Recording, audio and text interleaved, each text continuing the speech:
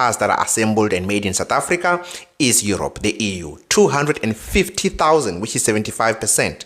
Now that just tells you that we rely more on exporting our automotive products to Europe than we do to America. How much does America take? About 20,000, which is about 6%. Now I feel like we can definitely increase some of those cars that we're sending to Europe and also to probably South America and the rest of Africa. I don't think we can increase it in Asia because China is definitely winning in Asia. That's their home continent and they are the biggest exporter of cars. So I don't think we can compete with China in Asia. We can't compete with Japan in Asia, with South Korea in Asia. Most of the brands of cars that you know, Toyota, Mahindra, all of these are coming from Asia, coming from India, from Japan. So I don't think we can really win much there, but I feel like in the rest of Africa, we can definitely increase some of the exports that we are sending there and also in South America. So the American market that we're going to lose is about 20,000 cars, and it's a lot, yes, but I feel like if we don't have an option, we can definitely absorb those losses. Now, when it comes to the plan going forward,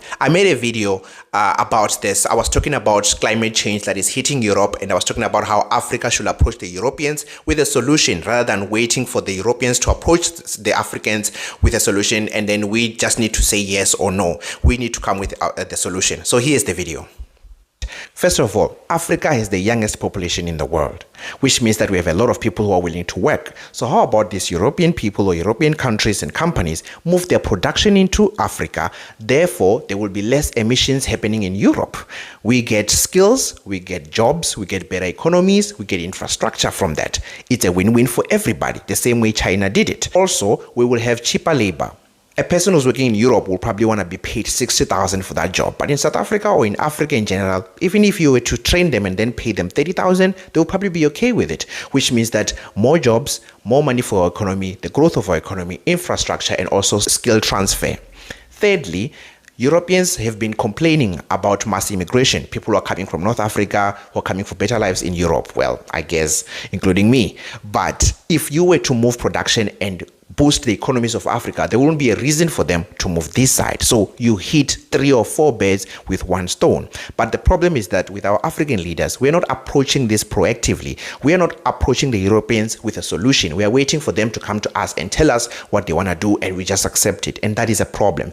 Africa needs to start approaching these other problems with saying, we have this plan. We know it can work for you, even though we know that it will help us as well. So that's my take. I think Africa needs to approach the Europeans with a single mind of saying, if you move your production to Africa, upskilling of Africa, investment in Africa, it will solve almost all of your problems. You will reduce the amount of emissions you're making.